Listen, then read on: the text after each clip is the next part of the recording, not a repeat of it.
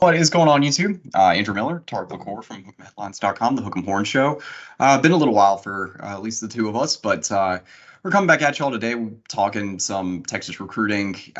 Looking forward to the 2024 football season, but we're in the midst of summer workouts right now. You got what 5 weeks, about 5 6 weeks until the start of preseason camp, so it's really not that far away. You got, I believe it was 8 summer enrollees that are now on campus. You got 7-on-7 work going on right now, and players. It's kind of interesting when you think about it that now the norm is for most people to enroll in the spring. The summers are like the small count. It used to be the other way around. The early enrollees were the story, but now they're the norm, which is right. good. And with the further adjustments potentially to the recruiting calendar, that could become even more commonplace. Yeah. And with the potential of a December sign, or no, what was it? It was a June or December signing period for underclassmen, I believe it was. I'm a pretty conservative, traditional person anyway, but this is an easy one. Just go back to having it the way it used to be. Have the February signing day, and if people want to enroll in December in the spring, that's fine. Then they do that, but we don't need 2 signing periods. It's absolutely insane that coaches are trying to get ready for a conference championship and the playoff and trying to recruit your son at the same time. It's like, look, I only have so many hours in a day. Yeah, and it's only going to become more exasperated with the 12-team playoff. Exactly. That's why we have to go back to the February signing day. I agree. I think that probably makes the most sense. Now, to be fair, with all the early enrollees now, signing day won't be what it used to be because it won't be the build up. Like lots of these big 5 stars and 4 stars will be enrolled early, but for the coach's sanity, I think that and mental health, since that is a big and real thing, we need to go back to a February signing day. Well, with all the resources that a lot of these kids have now to even finish school early, you got all these guys just at the quarterback position, Quinn Ewers and Julian Lewis, 2 good examples of guys reclassified. Ryan Williams, another one that, you can graduate a year early if you want, take advantage of getting to college a little bit earlier. But yeah, no, I mean, this is an interesting point to talk about to kind of bridge us into June official visits, because you kind of look at the way that the recruiting calendar has changed in the last few years where, official visits in January used to be a pretty big thing. You would have some, and you still do get maybe 1 or 2 last minute visits at some bigger schools before the February signing day, for last minute additions to classes, kids that, depending on how the coaching carousel goes, might be getting, a release or something like that before the second signing day.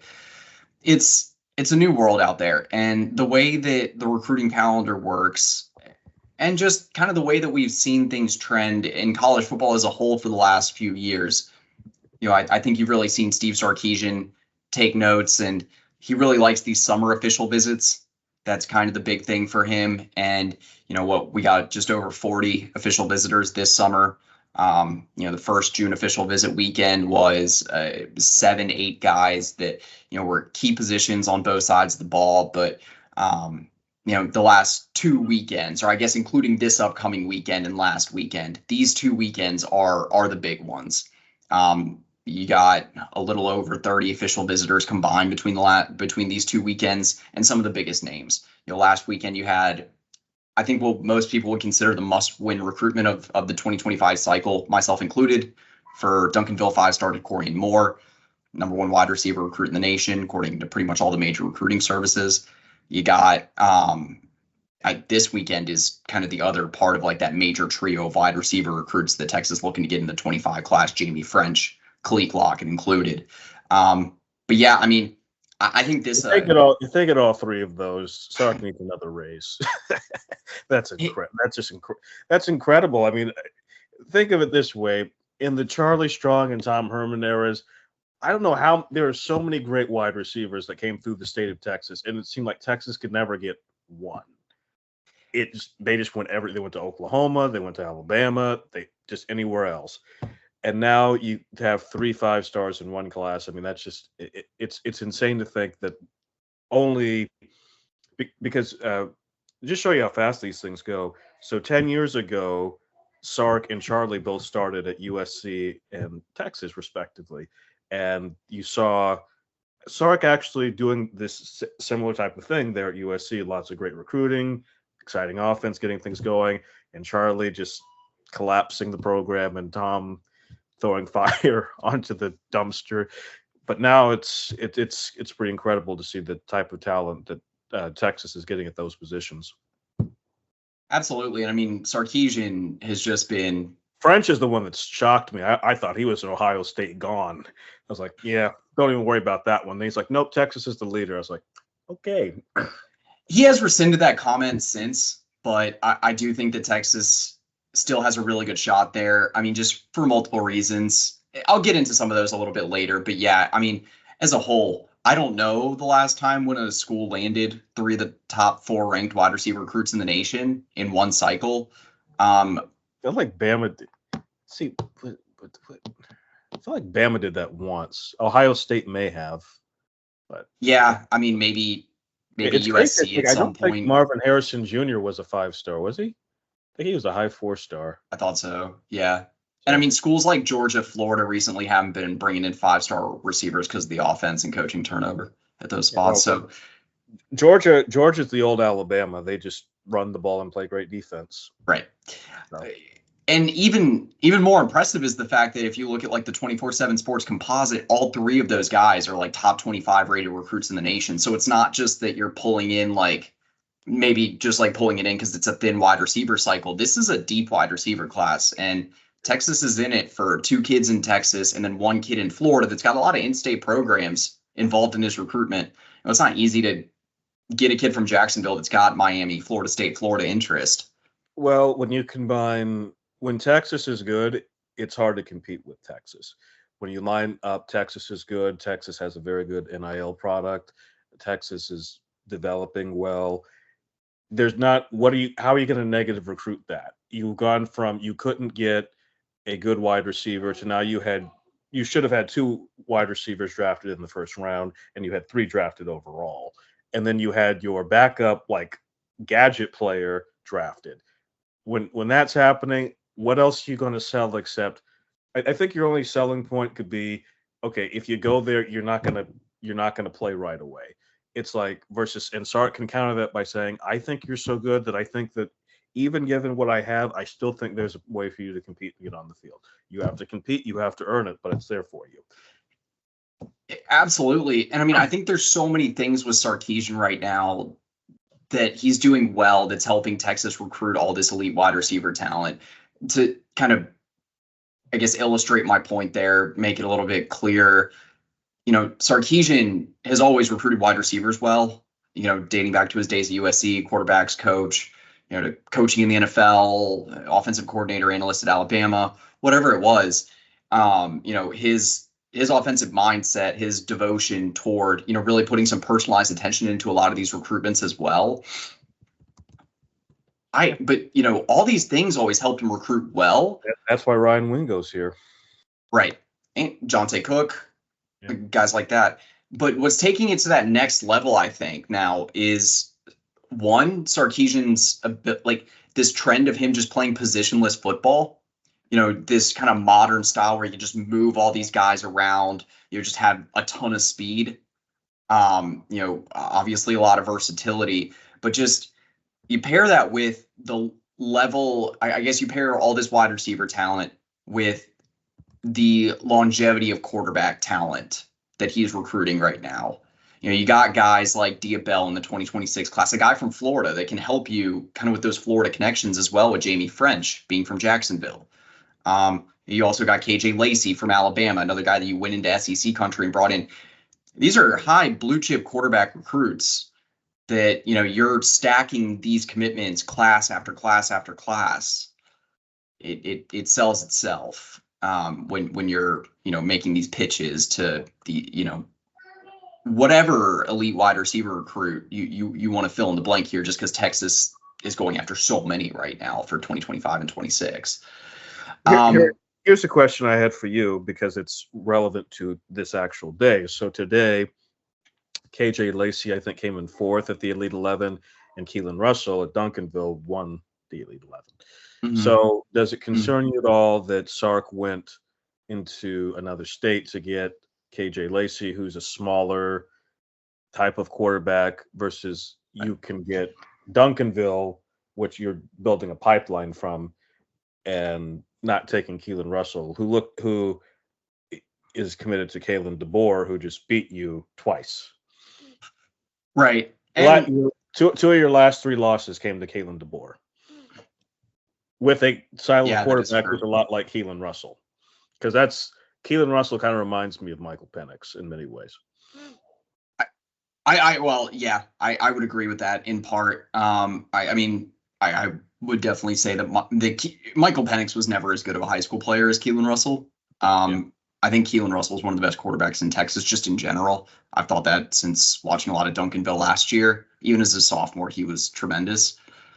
That said, I think for Keelan Russell, he is more of that, at least right now. I think one of the big reasons, and I think this is one of the big reasons why Texas didn't push for him a lot early, was that he was a guy that was like just really a big play hitter. He's got a really nice deep ball, a lot of arm strength. He's pretty mobile, but, I think when you see a guy that's got that sort of athleticism, that bigger frame, I think a lot of people will just assume that they're, maybe they're short yardage runners or guys that aren't going to be afraid to, tuck it and run when they maybe need to pick up 4 or 5 yards when the pocket breaks down. Keelan Russell, not really that guy. He likes to get the ball out fast. He can throw from different arm angles, but I think that Keelan Russell ain't really that guy that can hit every blade of grass on the field and can make all the throws like you see with like a Quinn Ewers or even like a Dia Bell. Troy Hune type. Another guy that Texas was interested in the 26 class before Bell committed earlier this week. I don't think it's out of the commitment, out of the realm of possibility they get both. Yeah, that's fair. Separate conversation, though. The last thing I wanted to say with Russell, though, was when Russell flipped from. I knew he wasn't going to end up at SMU. I was like, yeah, that's not going to happen. If Texas wants you, that's going to tell someone else we should talk to this person because Sark is a quarterback guru. So when committing to Kalen DeBoer, who just obviously put Penix in the NFL, I think about it, it's like, well, he kind of fits that wide open offense that DeBoer likes to run with all the wide receivers, where it's not as NFL-y as say Sark's is. So right. I think he'll be a really good success there. And even though DeBoer, I don't think will recruit as well as Saban did, and to be fair, it's very hard to do that. I don't think anyone, except maybe Kirby Smart, who's Saban 20 years younger. So I think he'll do well there. I just hope it's not one of those things where Russell ends up as like a Heisman contender and then Lacey doesn't play or something, because it's gonna be tough. I mean, you got Arch already here. You have Trey Owens. Trey Owens. I knew it wasn't Troy. It's Trey. Trey Owens, who looks like he's certainly capable of being a starter at Texas. Then you have obviously KJ Lacey coming in, and then you have Dia Bell coming in. So people are going to have to wait their turn or they're going to transfer. Hopefully, people learn from Arch Manning. It's worth it to wait your turn at Texas. It's at certain places it's worth waiting for. There's some places where it's like, okay, yeah, go ahead and go. But in Texas, it's worth the wait because once you get your shot, you're going to be well groomed, well prepared. I fully expect Arch Manning I'll give him 2 years as a starter to be in far better shape than when Quinn Ewers was starting as basically a true freshman and having to learn and not having as solid an offensive line and as many playmakers around him as these guys will have. Yeah, and to build off your point there, and then that can kind of lead me into talking about some of this weekend's official visitors, because one of the official visitors this weekend is Texas's quarterback commit in the 25 class, who you just mentioned participating in the Elite 11 finals this week, KJ Lacey, who, I do believe finished in the top 5 from looking at some of the rankings today. I think he was 4.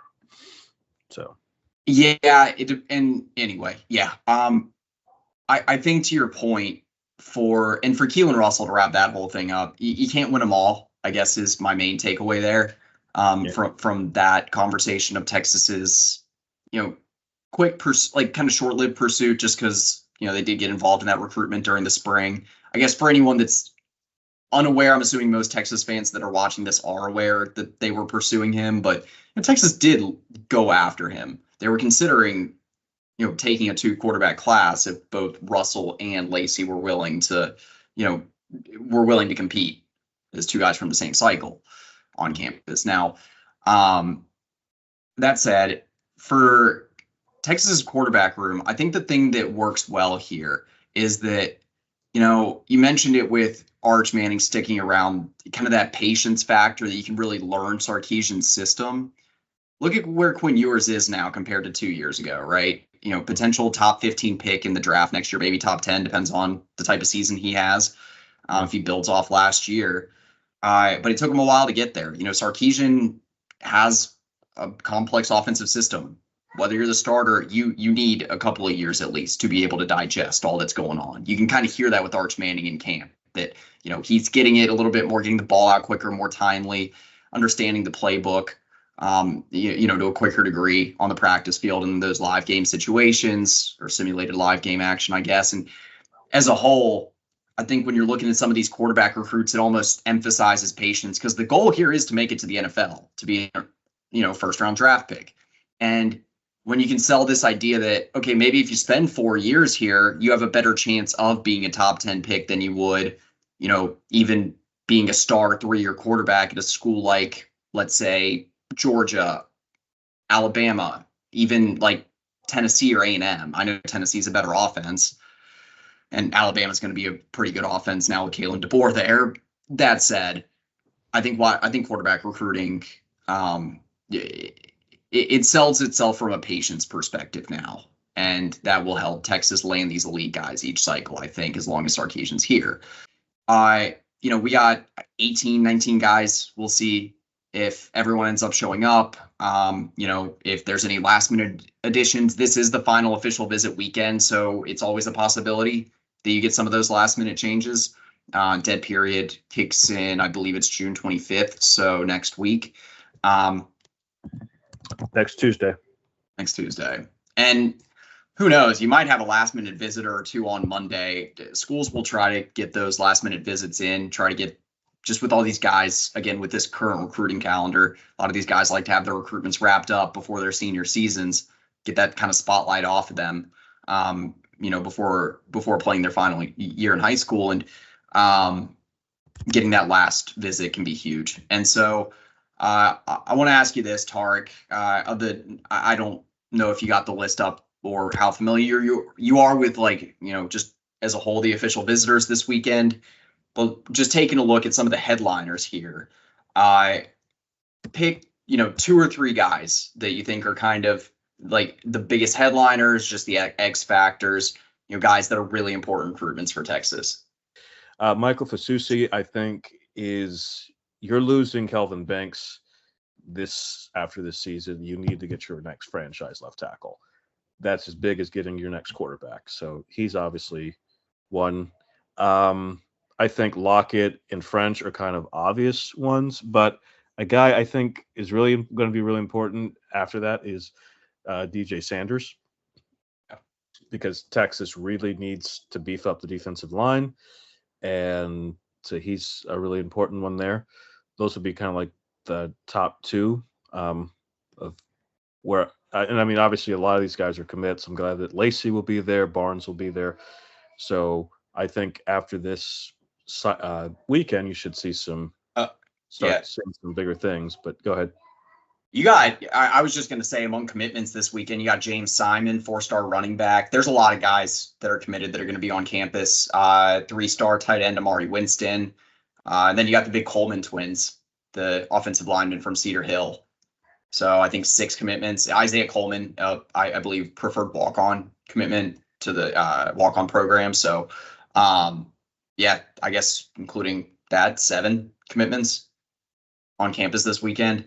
I feel like that really helps your recruiting efforts. You kind of build that energy, that positive buzz. You got a guy like Lacey that has a lot of these relationships with some of the other guys in this class, really help you recruit other skill position well.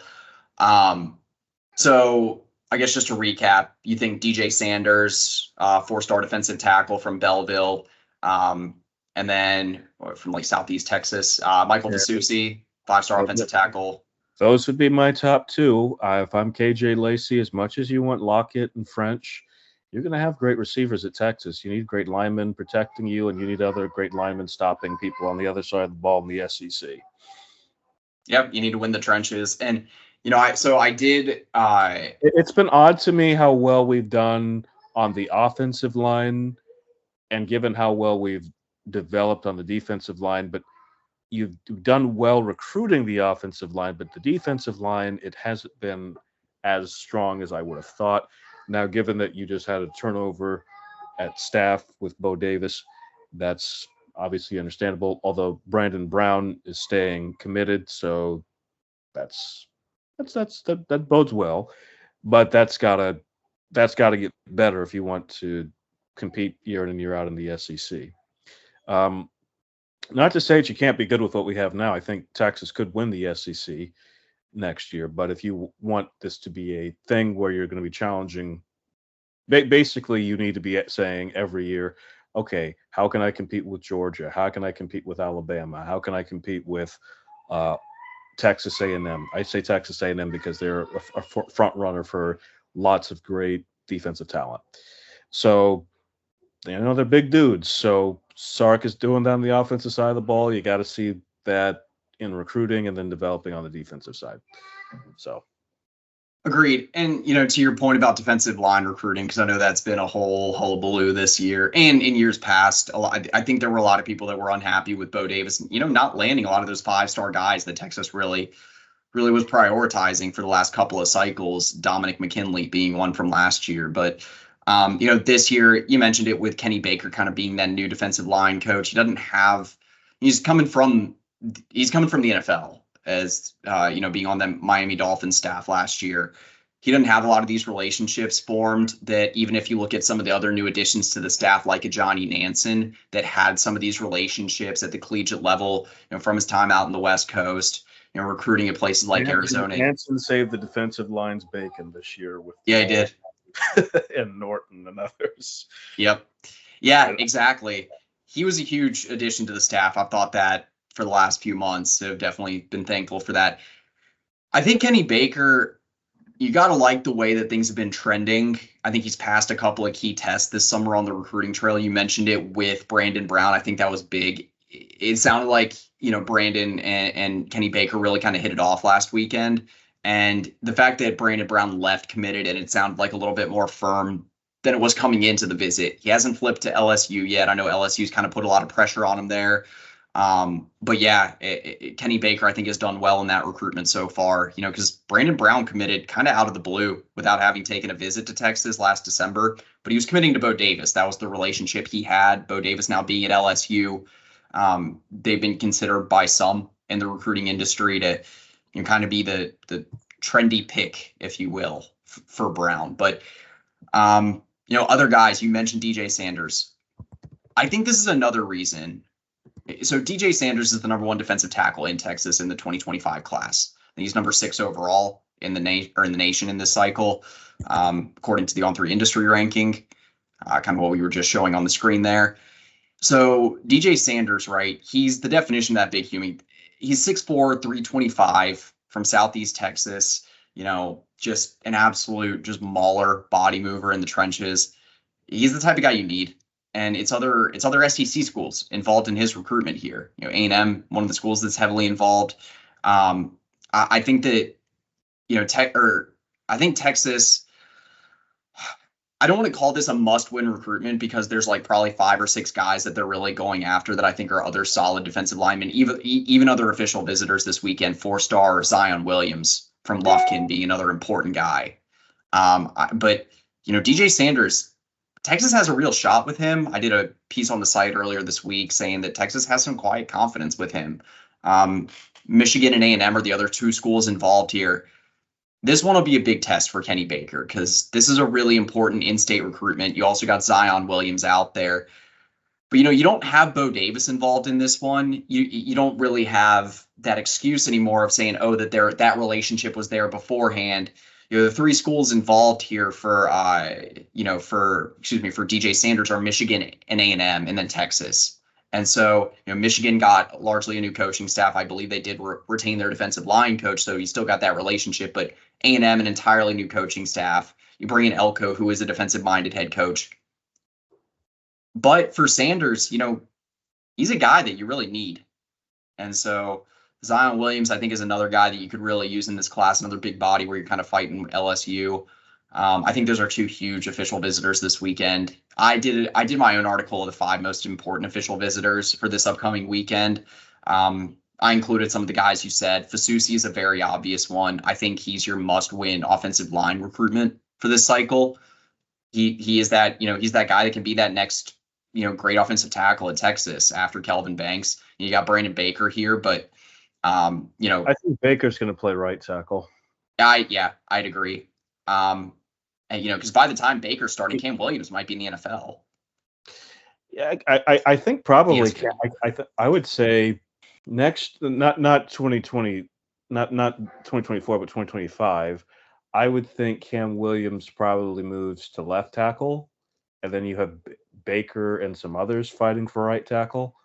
I do think, I think, because I think he can play both sides. So that's my thought.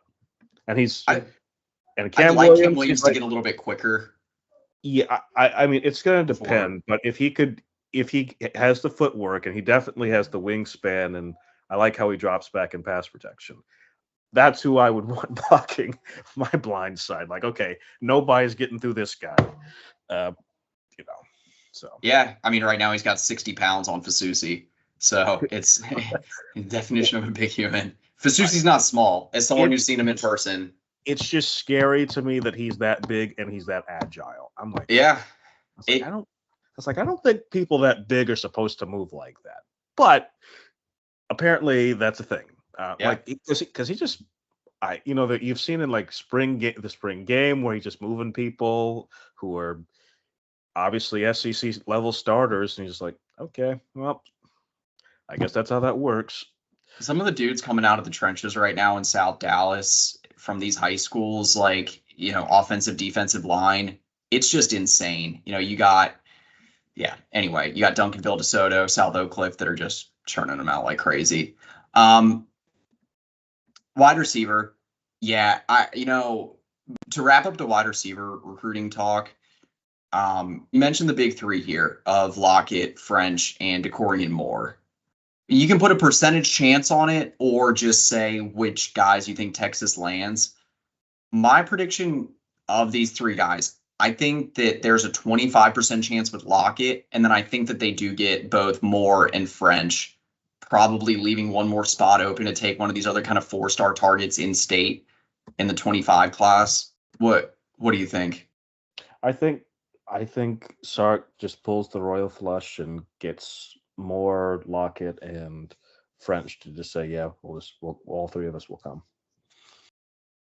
So, now, I think now there's a gamble there. I think for this to really work out, you have to really be certain that Bond and Golden are both going to be off to the NFL. Ryan Wingo really throws a wrench into that plan because it wouldn't shock me if Wingo's a week 1 starter. So, yeah. Now, to be fair, Sark will find a way for all of them to play, I think. But it's not clear to me that when they get there, there's going to be 2 starting spots available. There might just be 1. And there might not be that. I mean, it could be a situation where Bond needs to come back another year, even though he has a good year. Same thing with Golden. Yeah, same.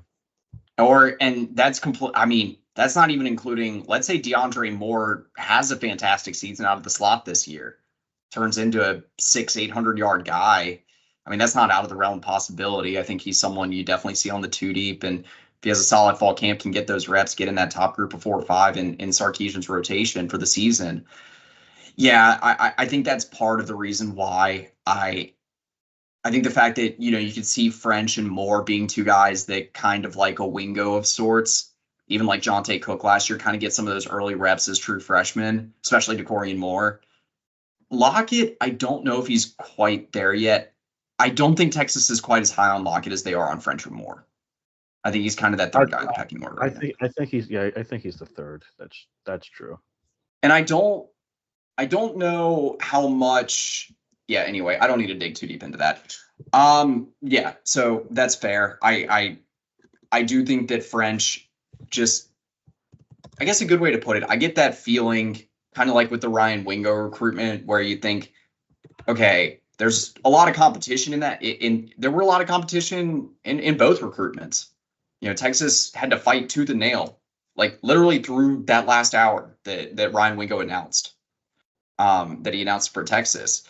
The Texas had to fight off Mizzou, including through signing day, kind of through the finish line there. And I think it's going to be the same thing for French, but I just have a good feeling here. Tennessee, Miami seem to be, and Ohio State's still very much alive here. But Texas getting the final official visit, I feel good about. And DeCorian Moore, I guess worth mentioning too, he's officially visiting Oregon this weekend, which probably has the best shot of threatening Texas in that recruitment, but. Man, DeCorian Moore had every bit of his family on campus last weekend. I don't know if you saw some of the pictures from the official visit. That didn't look like it. It didn't even look like an official visit. It looks like a family reunion. Yeah. Like a dozen family members there. That's okay. It's so today, you and I are both basketball buffs. So today, JJ Redick was hired by the Lakers. I'm a big Laker fan. So, but this is related to DeCorian Moore. So. On First Things First, one of the hosts he was filling in, he said, how funny would it be if after all this, LeBron James having a podcast with JJ Redick decides to opt out and not come back to the Lakers? I mean, how big of a story would that be? It'll be pretty much the same thing if you bring that much family to an official visit and you don't end up at Texas. Like if that happens, you did something wrong. I don't know what you did. Maybe I don't need to know, but you did something wrong. Because it's like usually it's like your parents come with you, maybe a brother once. Like it's his entire family. Like a bigger question wasn't who was there; it was who wasn't there from your family. So I kind of got where you're going with that. It in the sense too that like relationships with the coaching staffs I think are an important thing in Moore's recruitment. Like you look at like. Rashad Samples was just hired at Oregon as like an assistant coach. The son of Reginald Samples, who is the head coach at Duncanville High School, which is where DeCorian plays.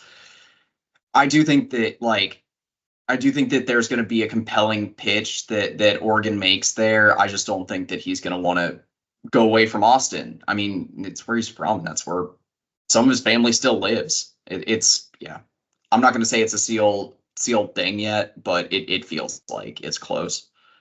Feels like Texas will probably be the pick here in the next couple of months. And then hopefully after that you get French, and then from there we'll see with Lockett. Anyway. Yeah, I could see Lockett ending up at Alabama. LSU is a big one too. I just feel like this is why I like Bama better than LSU. I don't know how I feel about.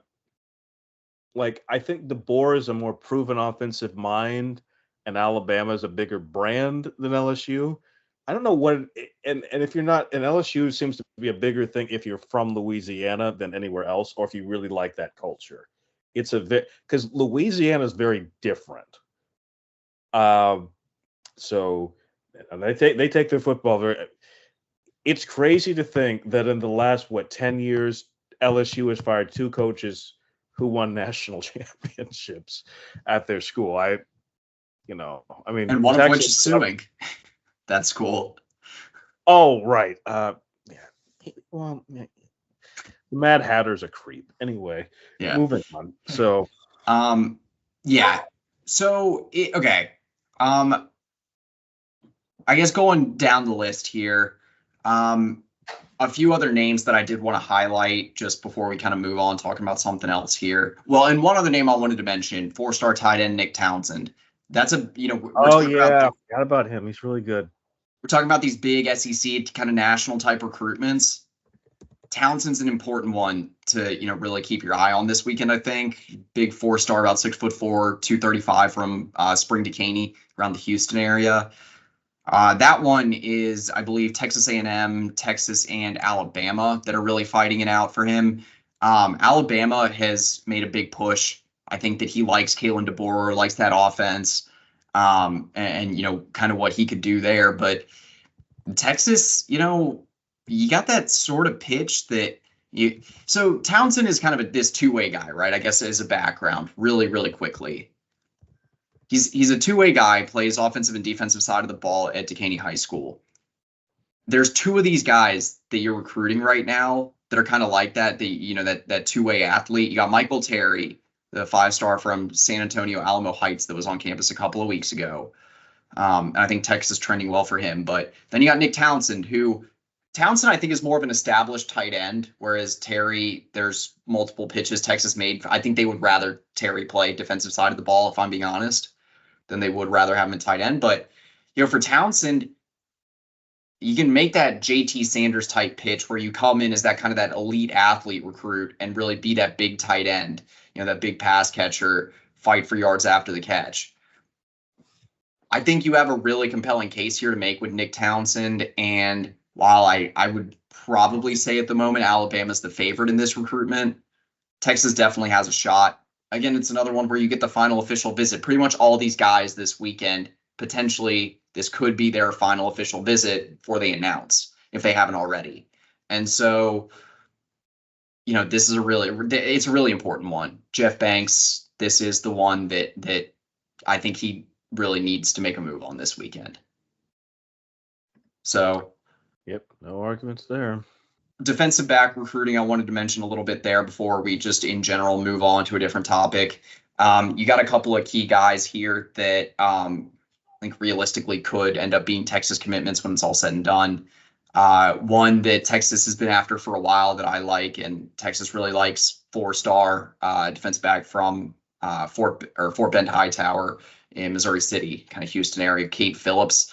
Texas LSU really been fighting it out. A&M kind of still involved there as well. Phillips, big athletic, kind of 6'1", 180-pound rangy safety.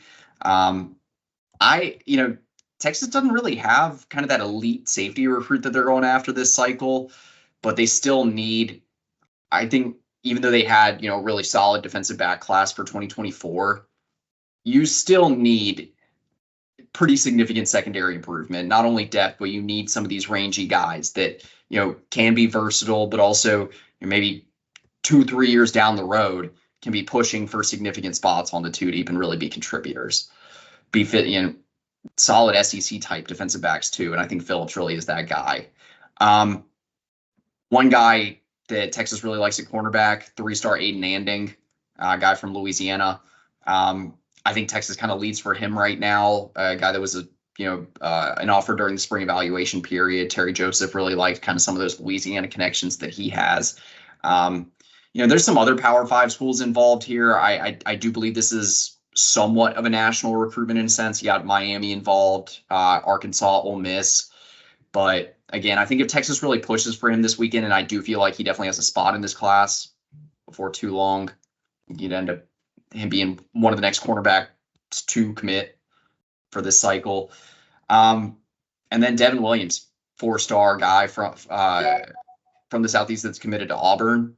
One of the late additions as an official visitor. He's an interesting one, about 5'10", 160 pounds, doesn't quite fit that, rangier, lengthier corner mold that you really see like Terry Joseph and PK wanting to have with the move to the SEC. But, he's a top 250 type guy. He's very fast, and a pretty versatile guy at that, good in coverage. So, interesting to see him coming in for an official visit this weekend. And then I would be remiss if I did not mention the 3 defensive backs that officially visited midweek. You had 3-star SMU commit safety Nathan Tillman, who I think Texas has a decent chance to flip. Recent offer, Blake Gideon kind of found him more under the radar guy. You got 4-star, high 4-star, 5-star, depending on the recruiting service, Dorian Brew from Conroe. That recruitment's kind of been all over the place lately. Texas fell behind a little bit, but it sounds like they really did well considering it was a midweek official visit. He had pushed back a couple of times on his original official visit date, which was early June. So that was not a great sign, but I think Texas really made something up there and made up a lot of ground. And then 5-star Dijon Lee, one of the top cornerback recruits in the nation for 2025. I don't know how much of a chance Texas has there, but you look at these kind of long, patient recruitments that Texas gets involved in that, Steve Sarkisian recruits through the whistle in this staff. Xavier Filsaime last cycle, Terrence Brooks a few cycles ago. You still pay attention here, establishing good footing. The Brooks one feels odd now. Yeah, it does.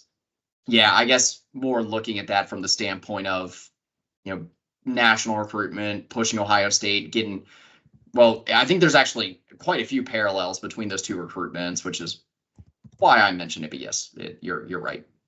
Weird one now. But that said, any other official visitors you wanted to mention this weekend? If not, there's one topic I had to kind of wrap this all up. No, I think that's about it. I think that I guess I'm a bit surprised on the last weekend. It's such a big group. I would have thought you have a bit of a smaller group. But, if this is what Sark wants, then I feel like there's a lot of Texas leans. So I think in part this will be what Sark will probably like is how would you all like to play together? Since I think everyone on campus you could legitimately see ending up at Texas. I mean, there's some weeks where a guy will take a visit and you're like, yeah, he's not coming to Texas, or I would be very surprised if he comes to Texas. But you could see most people on the list ending up at Texas, or wouldn't surprise you if they did. Obviously, you're not going to get everyone from this list, but you could. Yeah. I mean, so I think if you look at it, while this is a big group of official visitors, we'll see who all makes it in. And, if there, like I said earlier, if there are any last minute additions, but I think when you look at it, you don't really have that one guy, maybe Fasusi excluded. I say that you don't have a Decorian more necessarily on campus. Fasusi is still kind of that headliner that is that must-win recruitment, at least on the offensive side of the ball. And Jamie French is still a big visitor at that. But, last weekend, I would be pretty. How shocked would you be if Fasusi doesn't end up at Texas? I'd be mildly shocked if he doesn't. Yeah, I think Texas is leading that right now, and I think it's a good sign that they get the final official visit, just because I do have confidence that his recruitment will be wrapped up before his senior season, so in the next couple of months this summer. So I'm far more confident in Fasusi ending up at Texas than I ever was in Kelvin Banks ending up at Texas. Because that's fair. Well, Kelvin Banks was committed to Oregon, right. But I thought it was going to be Oregon or Texas A&M for Kelvin Banks. Not because I thought Texas A&M had a better sell, but because they were getting everybody. It was just like, okay, well, you got everybody, so I guess you have to get Kelvin Banks too. I'm just going to say this. Trust in Kyle Flood. Oh, yeah. As long as Kyle Flood's there, I'm good. And I don't think Kyle Flood is ever leaving. And you know what? His track record with recruiting, whether it's in-state, out-of-state, whatever, specifically offensive tackle, has been spectacular. I think interior offensive line, there has been, some recruitments they've missed on that, they would have preferred to get those guys. Offensive tackle, I don't know how many guys Texas really wanted they missed. So, no, can't really think. All right, Fasusi. Since Sark has been, I'm trying to think. I mean, I guess I still can't believe they got Brandon Baker. He was one of the ones last year that came, and I said they'll make it interesting. He's going to go to Oregon or USC. But then I started looking more into the matter. I was like, how is USC not even in the picture? I mean, I've Alicia De Artola, she's been on the show. Mhm. I remember talking to her saying, how is he not even he's not even officially visiting USC, and he's at Mater Dei. That's a USC pipeline. And then when the Oregon people were saying, well, we're not sure he's going to end up here, I was like, okay, he's going to Texas. I was Yeah. like, that's a done deal. And then he did it, and then all the crystal. I was like, wow, that was a big one, and because it's kind of Cam interesting. Williams, he wasn't a 5-star, but you remember he was a flip too, and that was a huge get Right, for but Texas. I expected Williams to flip after Cristobal left. Yeah, I said that's he's fair. not going to go to Oregon. He's going to come to Texas. But what I was thinking was it was more with Brandon Baker. It's more there are a few reasons why it's curious. First of all, that's a USC pipeline school, Mater Dei. I'm from the Los Angeles area, so I know Mater Dei very well. That's a big USC pipeline.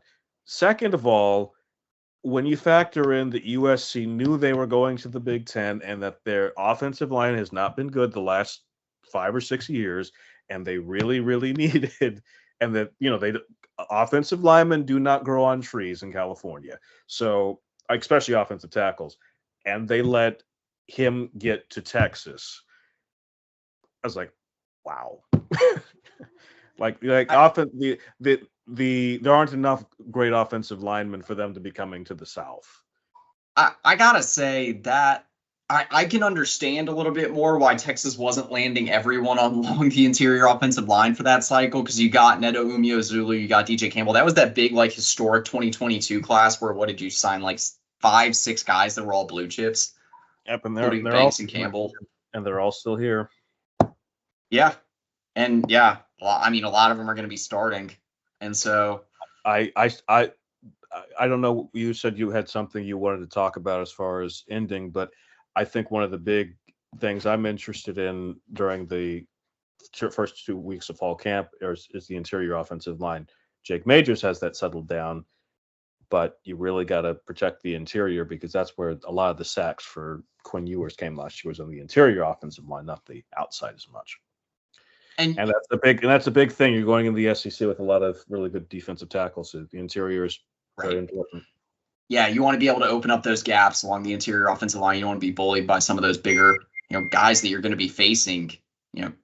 Big humans in the trenches. You see them every week now, and yeah, Texas, you need those guys that are going to be able to help you move those bodies off the line of scrimmage, third, fourth down, short yard situations. We know how big of an issue it was to pick up those key third down conversions, things like that last year. So I echo your point there.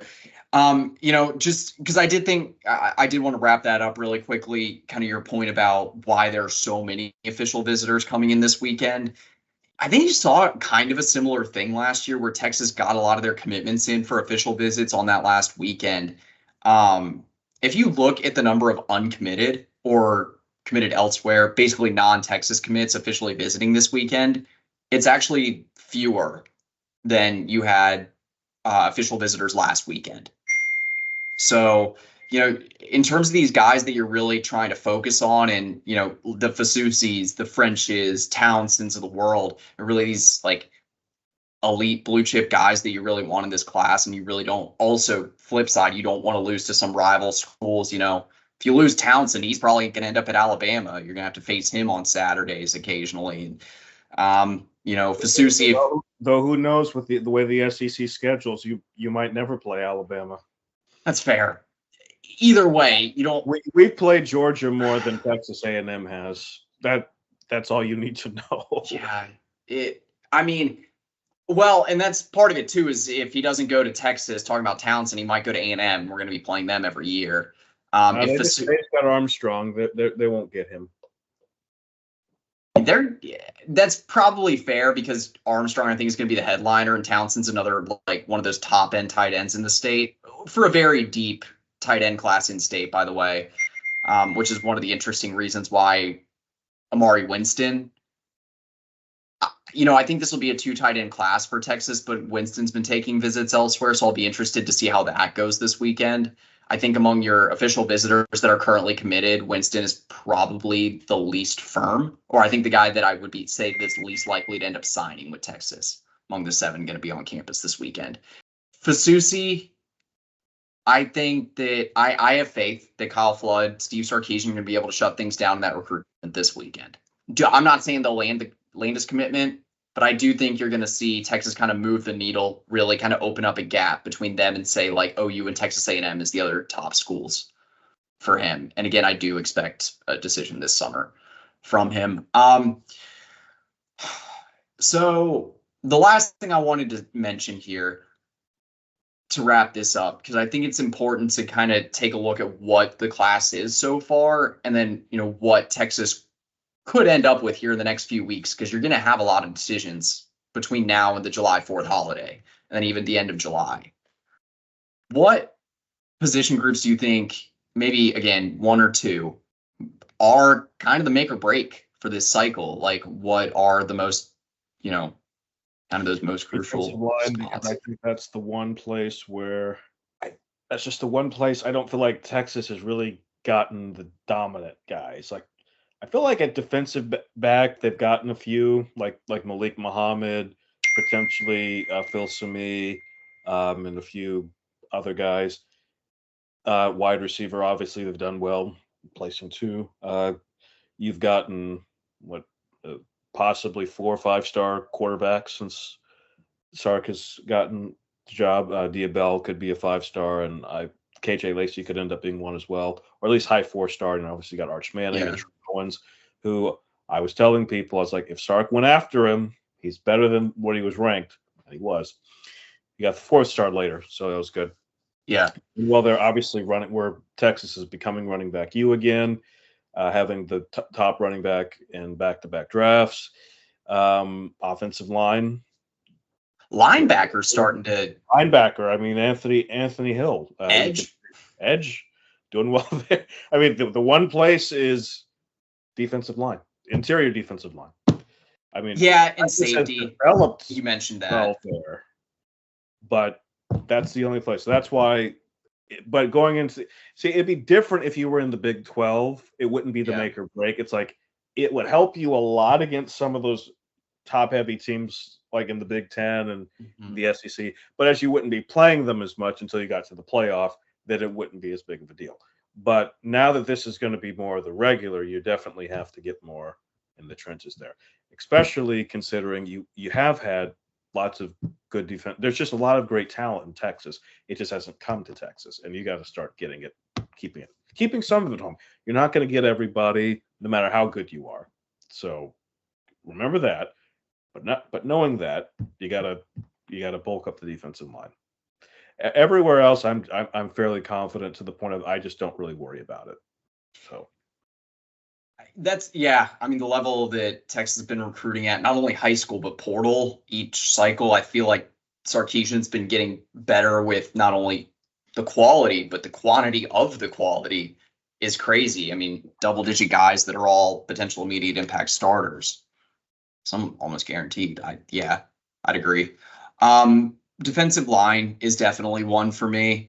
I want to say safety, but I just don't think that there's that many elite difference makers. Texas, unless you get a guy like a Dorian Brew, or you pull off some like last second magic with Dijon Lee around signing day, I don't think that guy's necessarily there. I think you got some quality guys. I think Caleb Chester, long-term upside. Aiden Anding, same thing. Cade Phillips, maybe second year, pushing for some of those starting reps at safety. But safety from a numbers perspective, I think you got to get the right guys and the right amount of guys in. Quarterback, same thing. I'll go with, you know what? I'm going to kind of pull one out of my ass here, and I'm going to go tight end. If I'm being honest, I do think offensive line is more important, but I have trust and confidence there. I'm not saying I don't trust Jeff Banks as a recruiter and developer of talent at tight end. That's not the case. I just don't think that the number situation for the future tight end right now is all that certain. We got Jordan Washington and then maybe Spencer Shannon and Will Randall, but we haven't seen Spencer Shannon in any live game action. Will Randall coming off the ACL tear. I guess the point I'm getting at here is there's a lot of question marks for the future of the tight end room. We don't really know what that's going to look like in 2, 3, 4 years. And I think this cycle, with all the talent that you have in state and a lot of the versatility too, this recruiting cycle at tight end, if you get a guy like, let's say you get a guy like a Nick Townsend, you sign Amari Winston, those are two different but still very like quality tight ends that you could have that are like potential multi-year starters in that kind of two tight end set. And you still have Jordan Washington, who I think, as we all saw this spring, could be a really, really like solid receiving tight end for multiple years at Texas. I know he wasn't going to do it, but Jatavian Sanders should have came back one more year. Just saying. He's going to be a steal. What was he, a 4th-round pick? Yeah, I think so. That's But crazy. The problem is, though, he's got first, second round talent. And he kind of didn't do well at the draft combine. And he had a good year, not a great year. And I always felt like Sanders was underutilized in the offense. But that's just me. He's going to be one of the guys we missed the most this fall, I think. Yeah, he made some great catches. Although I don't want to sell Amari Niblack and Gunnar Helms short, because Gunnar Helms a lot better than we give him credit for. He's a really good route runner. He's an excellent blocker. He's a lot shiftier than people give him credit for. Amari Niblack, I think you can put all over the field, and I think he's going to do some good things. He's going to be a lot like what we thought Billingsley was going to be. Yep. Don't get me started there, but so I think you'll have something to sell at tight end. Yeah, I agreed. Don't forget, Niblack did score on Texas last year. Yes, he did. Bond did not, but Bond certainly showed he could get open against what I thought was a pretty good. Like, Bond could get open against everybody. I mean, Bond was getting open against Michigan, so if you can get open against them, ask what was I forget. I'm forgetting. I'm blanking on his name. So bad with names. That Washington receiver that just destroyed Texas. Rome Odunze, who's now going to be with Caleb Williams. I think that'd be a lot of fun. Yeah, they locked Odunze down pretty well, Michigan, but Bond didn't have that problem. He was getting open a lot. So his separation, his speed, Also, and I look, I'm president of the Quinn Ewers fan club. Yes, it is in my Twitter profile. No, I'm not taking that down. But we've been running for a pretty long time here, so I will save more in-depth talk of just the current football team for another video, for another week.